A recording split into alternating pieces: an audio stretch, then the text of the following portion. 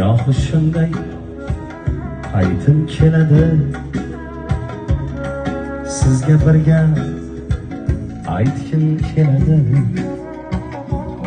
Qursin ko'ngilning ko'chasi demang,